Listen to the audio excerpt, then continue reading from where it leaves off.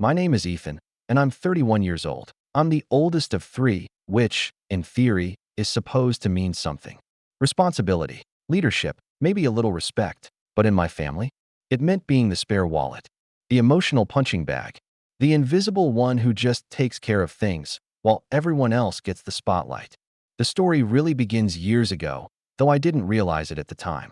My sister Danielle has always had a way of pulling focus.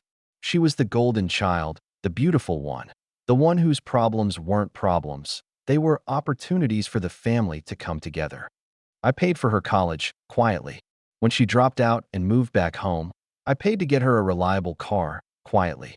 When she wanted to find herself and bounced through 3 different internships, all unpaid, I covered her rent, utilities, even helped her get a new wardrobe for networking events. I never asked for a thank you.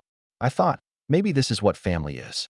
Maybe my job is just to be the support system, the one who doesn't need anything in return. My younger brother, Nathan, was cut from the same cloth, just a little more entitled. He's always had a talent for stealing the show and making it look effortless. I remember once writing an entire college admissions essay for him because he had a tight deadline. He got into the program. Our parents were so proud. No one mentioned me. But I'm not bitter. At least I wasn't. Not back then. I had a decent career in tech, made good money, lived in a modest but comfortable condo, which, by the way, I also offered up when mom and dad had that little financial crisis and sold the family home. They moved in with me just until they got back on their feet. That was 4 years ago. They're still here. Danielle got engaged last year.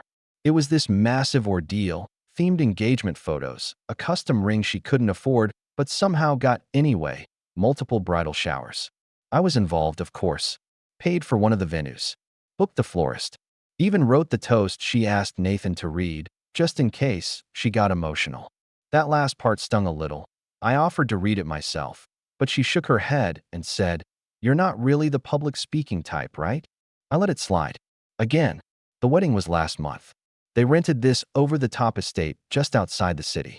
All white tents, fairy lights, a string quartet. She looked beautiful. I'll give her that. Nathan was the best man. I wasn't in the wedding party.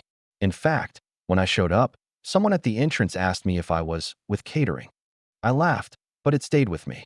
During the reception, my mom pulled me aside. She looked exhausted, but not in a mother of the bride way. More like annoyed. She straightened my tie, which I'd bought myself, since apparently there was a color scheme I wasn't informed about, and said, "Try not to ruin this. Just keep a low profile, okay? We don't want you in the group photos." I blinked. What? She smiled like I'd misheard. You know how Danielle is. She just wants it to be perfect. No distractions. I nodded. I don't even know why. I should have said something. Should have walked out. But instead, I smiled. I took a breath. I went back inside and found my seat. Table 12, far from the dance floor, tucked between a couple of distant cousins and someone's +1 who was already 3 glasses deep into her Chardonnay. Then the speeches began. The crowd turned, smiling, as Nathan stood and walked toward the mic. I froze. I knew the paper in his hand. I knew every word on it. He started speaking, and as the sentences rolled out, one by one, I felt something inside me crack. He didn't even try to change it. Not a single word. My story about Danielle's childhood love for stargazing. The quote from our grandmother's journal. The line I wrote about the gravity of love pulling 2 people into each other's orbit. Every bit of it. Mine. He ended with a flourish, a fake little chuckle like he'd made it up on the spot. People cheered. Danielle wiped away a tear. My mom beamed at him like he was a poet. I clapped. I even stood. I smiled just like always. But something in me changed. I didn't eat much that night. I sat, sipped my drink, and watched them dance and pose for photos I wasn't invited into. I watched Nathan get pulled aside by relatives who praised his depth and eloquence. I watched Danielle wrap her arms around our parents. The perfect little tableau of a happy family.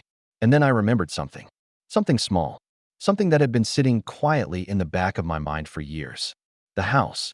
Technically, it was mine. When my parents moved in, we'd agreed, verbally, that I'd handle the down payment, mortgage, and upkeep. They'd just contribute when they could. But they never could. And I never pushed. I just refinanced and paid it off early, set everything up in my name, and forgot about it. And as time passed, so did they. They thought of it as theirs now, decorated it without asking, hosted parties, gave tours like they owned the place.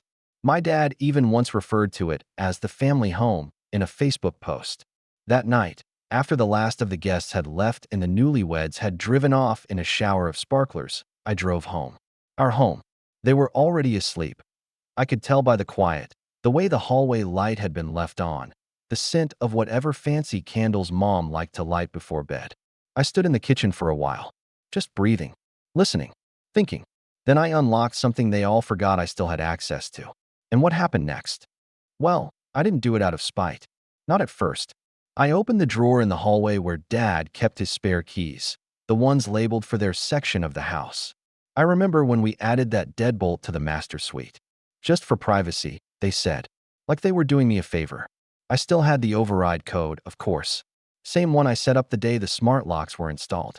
The night was quiet, too quiet, in a way that made every sound sharper. The tap of my thumb on my phone screen, the soft chime of the home automation system recognizing me. One swipe, and their door locked from the outside.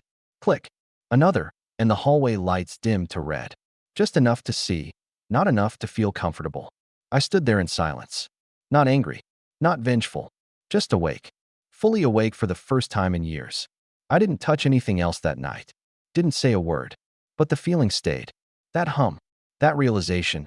I've been funding this entire circus while they act like I'm the clown. The next morning, I made coffee like usual. Sat at the kitchen table.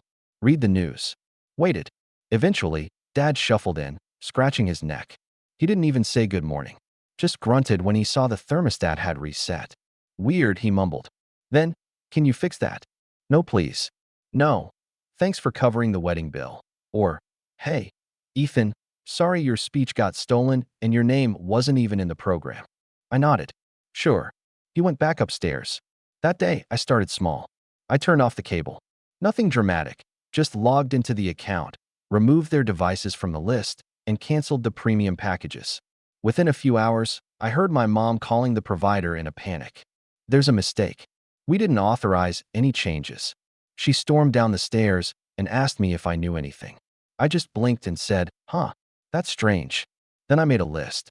Every bill, every subscription, every recurring autopay I had set up in their name without a single word of gratitude. Netflix gone. Hulu gone. Weekly housekeeper paused. Grocery delivery canceled. Gas card deactivated. By the third day, Mom cornered me in the hallway, waving her phone like it had personally betrayed her. The grocery account is locked. I tried to schedule the usual order, but it says the card is no longer valid. Did you? I held up a hand, calm. I figured it was time we set some boundaries. You're both living here rent-free. I just thought maybe it's time we all contribute, or at least acknowledge what's been going on. She stared at me like I'd grown a second head. Boundaries? Ethan, you've always taken care of things. You like it. Don't make this about money. I let that hang in the air, because it wasn't about the money. Not really. It was about the erasure. About being the one who wrote the speech, paid for the flowers, booked the venue, only to be told not to ruin the photos. It was about being the backbone of this family while they paraded around like I was just another distant relative lucky to be included. And now, they were finally starting to notice what life looked like without the silent workhorse handling everything behind the scenes. But the real turning point came a week later. Danielle and her new husband, Greg, a human oatmeal packet of a man, returned from their honeymoon. They'd been in Greece, courtesy of a travel package I found, negotiated, and paid for. I even got them the upgrade to the private pool suite because she once offhandedly mentioned it was her dream. She didn't say thank you. Not in a call. Not in a message. Not in a postcard. She did, however, post a long-captioned Instagram story thanking the most incredible husband and my amazing parents for making this dream wedding and honeymoon come true. She tagged Nathan, tagged Mom, tagged Dad. I was nowhere. I clicked through each photo in silence. And then, a plan clicked into place. They'd all forgotten something important. Something very basic. Something they'd never bothered to ask about after moving in. Probably because they assumed I'd just take care of it, like always. The deed. The ownership. The fact that every inch of the house, the roof over their heads, the walls around their little fantasy world, belonged to me. And I still had access to everything. Every security setting. Every utility bill, every line of credit tied to this address, every camera feed, every emergency override. I could have pulled the rug then and there, but I didn't, because by that point, I wasn't interested in petty payback. I was planning something far more deliberate, something final. So I waited. I watched. I let them get comfortable again. Greg and Danielle started dropping by more often, using the guest bedroom like a hotel, leaving dishes in the sink, blasting music. Nathan came over with his friends to hang, drinking my beer, leaving empty cans on the porch. Dad asked if I could help out with the utilities again, since summer was coming and the AC bill would be nuts. Mom wanted to host a family gathering in my backyard to celebrate how far we've all come together. They still didn't get it. They still thought I was lucky to be included in their narrative. So the next time I walked through that front door, past the wedding photo of Danielle and Greg, the one hanging in the hallway like some sacred relic, I smiled. Because the clock had started ticking. And soon, very soon, they were going to remember exactly whose house they'd been living in. But they wouldn't be able to do anything about it. Because by the time they realized what was happening, it would already be too late. That week, I started making quiet preparations. Not revenge in the Hollywood sense. No screaming, no scenes, no drama. Just paperwork. Calm, silent, legal leverage. I wasn't looking for a fight. I was creating distance. Boundaries they never respected. And I was going to do it on my terms, without giving them the satisfaction of seeing me flinch. First, I met with my lawyer, an old friend from college named Priya. We hadn't talked in a while, but she remembered my situation almost immediately. "They're not on the deed?" she asked, tapping through the documents I forwarded. "Nope. I paid for everything," I replied. "The mortgage, the down payment, even the renovation loans. Every cent came from me." She gave me a look, the kind of look someone gives you when they realize you've been playing checkers with people who think they're playing chess. "Then you're golden. You want to evict them?" I hesitated. That word felt so harsh, so final. "I just want my house back," I said. "I want them out. But more than that, I want them to know why. I want them to feel it." Priya nodded slowly. "Then let's do it in stages. We'll start by drafting a formal notice to vacate. You can serve it when you're ready. You're under no obligation to explain yourself, but you can. And if they resist," she smiled, "they won't like what happens next." Meanwhile, back at the house, things carried on like normal. Danielle and Greg stopped by every other day now, raiding the fridge, using the laundry machines, acting like this was their family estate. At one point, I caught Greg trying to reset the Wi-Fi router because it was slow upstairs. "You live upstairs now?" I asked, raising an eyebrow. He laughed. "No, just crashing here while we wait for the lease to clear. Your mom said it was cool." My mom. Of course. She and Dad had completely erased the distinction between hosting family and occupying property they didn't own. They kept throwing around the word ours. Our house. Our garden. Our home office. It was surreal. Like watching people redecorate your room while you're still sitting in it. Then came the final straw. A Thursday evening. I got home after a long day, the kind of day that leaves you wanting silence, dinner, maybe a quiet movie. But the moment I walked in, the smell of food hit me. Something greasy. Something burnt. Then I heard laughter from the kitchen.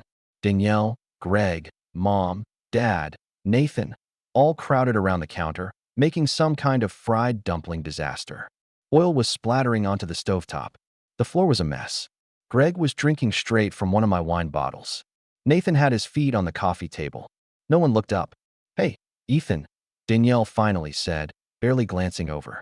"You cool if we push game night to Sunday? Greg's sister is coming by, and we figured we'd just use the house." "Chill, right?" My hands clenched around the grocery bag I was holding. "You asked, Mom," Greg added, like that made it official. "She said it's no problem." That was it. The moment. The switch flipped. I didn't argue. Didn't protest. I just nodded and walked upstairs. Put my groceries away. Sat at my desk. Pulled up the file Priya had sent me earlier that day, the notice to vacate. It was all filled out. All I had to do was print it. The next morning, before anyone woke up, I printed 3 copies and slid them into separate envelopes. One for my parents. One for Danielle and Greg.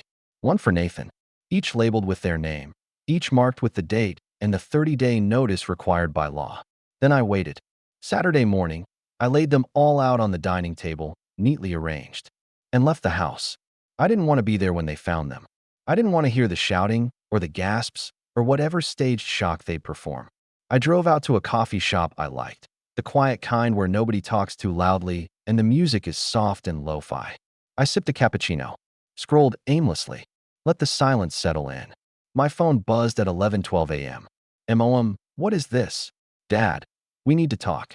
Immediately. "Danielle, seriously? You're doing this now? After everything?" "Nathan, dude. WTF?" I didn't respond. I didn't need to, because they all knew exactly what it meant. They knew what they'd ignored for years, what they'd twisted and taken and rewritten. And now, it was official. They had 30 days. 30 days to pack their things, say their goodbyes, and move on from the house they never earned, the house they treated like a stage for their own self-importance. And the best part? They still didn't know what else I had in store. Because I wasn't done yet. Not even close. I didn't go back to the house that weekend. I booked a modest Airbnb downtown and let the silence do the heavy lifting. Let the shock settle. Let them sit in the tension of realizing that for the first time in their lives, I wasn't going to cushion their fall. By Monday, the calls had stopped. The texts trickled into silence. The family group chat, usually flooded with casual questions and unearned praise, went cold. It was eerie how fast the shift happened, like pulling the plug on a stage production mid-performance. The applause stopped. The lights dimmed. And now the actors were scrambling in the dark, unsure what to do without someone feeding them lines and keeping the lights on. On Tuesday, I returned. I parked outside and just watched for a few minutes. Nathan's car was gone, probably at a friend's. Danielle's SUV was still in the driveway, though, and Greg's Tesla was blocking the mailbox. They always parked like that, like rules didn't apply, like the driveway was theirs, like the mail didn't matter unless it came with their names on it. I stepped inside. The smell hit me first, something sour and unwashed, like a pile of laundry forgotten in a corner. The kitchen was half cleaned. Takeout containers lined the counter. My favorite cast iron skillet was sitting in the sink, rusted from being left wet. The dining table, where I'd laid out the envelopes, was cleared now, though the notice I'd left for Danielle and Greg had been ripped in half and tossed on the floor. I found Mom in the living room, sitting on the couch like she'd aged 10 years in 3 days. Her eyes were puffy. Her phone sat face down on the coffee table, screen cracked at one corner. "We need to talk," she said without looking at me. I didn't sit. "No, we don't." Her jaw clenched. "We're family, Ethan. This isn't how family works." I raised an eyebrow. "You mean the kind of family that uses me as a silent donor and then asks me to stay out of the group photos?" That hit. She looked up sharply. "That wasn't personal." "It was personal. And so is this." She opened her mouth, probably to argue that they never meant to hurt me or didn't realize how much I was doing, but I held up a hand. "This isn't a conversation, Mom. It's a notice. You have 3 weeks now, and if you need help packing, I can hire movers. But I'm not rescinding the eviction." At that moment, my dad came in from the patio, holding his gardening gloves like he was still trying to act like nothing had changed. "This is absurd," he said. "You're throwing out your parents? Over some hurt feelings? Grow up." I laughed, actually laughed. A real, bitter, bone-deep laugh. "Hurt feelings? No, Dad. This is years of unpaid rent, stolen credit, and invisible labor. This is Danielle's honeymoon you told people you paid for. This is Nathan's college application essay, the one I wrote, that you told Grandma he did, all by himself. This is every time you said I was just lucky to have money while draining my account to keep the lights on. You never said anything," my mom whispered. "Because I was taught not to," I snapped. "Because every time I tried, you guilt me, or shut me down, or said I was being selfish for counting favors. You taught me silence was love, but I finally learned it's not. Silence is just consent when you're being used."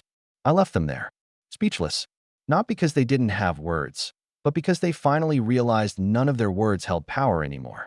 Upstairs, Danielle's door was closed. I knocked. "Go away," came her voice. I opened it anyway. She was sitting on the floor, surrounded by clothes and open boxes, mascara streaked across her face. Greg wasn't there. "You win," she said bitterly. "Happy now?" I leaned against the doorframe. "This was never about winning. You couldn't just let me have one thing, could you?" she snapped. "Just one day where I was the center of attention." "You were," I said.